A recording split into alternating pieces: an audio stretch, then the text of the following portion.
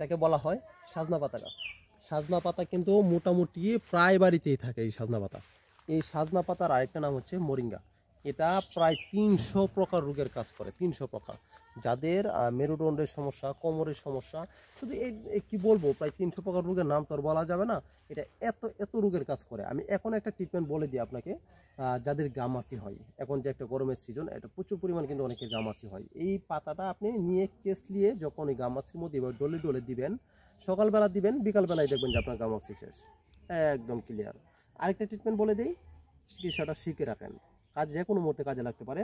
আর এটা যে কোনো মুহূর্তে কাজে লাগতে পারে বিদায় বলতেছি, ভিডিওটা আপনি একটু শেয়ার করে দেন। শেয়ার করে দিলে আপনার টাইম লাইনে এটা আপনার পেজে থেকে যাবে। আপনি পরবর্তী যদি প্রয়োজন পড়ে আপনি যে কোনো সময় ভিডিওটা দেখে নিতে পারবেন। এই সাজনা পাতা যাদের কেঁচা পড়ে, অর্থাৎ যাদের আমাশা হয়, আপনার ব্লাডও যায় আবার বিজলও যায়, মলের সাথে আমরা যখন টয়লেট করতে যাই তখন মলের সাথে ব্লাড যায় এবং বিজল যায়, এই সমস্যাটার জন্য বারবার টয়লেট হয়, আপনি কি করবেন, এই সাজনা পাতাকে আপনি একটু বেশি করে সাজনা পাতা নিয়ে ধুয়ে টুয়ে তারপর আপনি শাক রান্না করবেন। পেঁয়াজ, মরিচ, তেল এগুলি কম করে দিবেন, অল্প করে দিয়ে এটাকে একটা শাক রান্না করবেন। শাক রান্না করে সকালে খাবেন একবার, দুপুরে খাবেন একবার, রাতে খাবেন একবার। এভাবে যখন 2 দিন খাবেন, আপনার যত ধরনের কেঁচা পড়া আছে এবং আপনার টয়লেটের সাথে মল যায় এবং আম যায়, যে কেঁচা যে সমস্যাটা, এটা সম্পূর্ণ ক্লিয়ার হয়ে যাবে।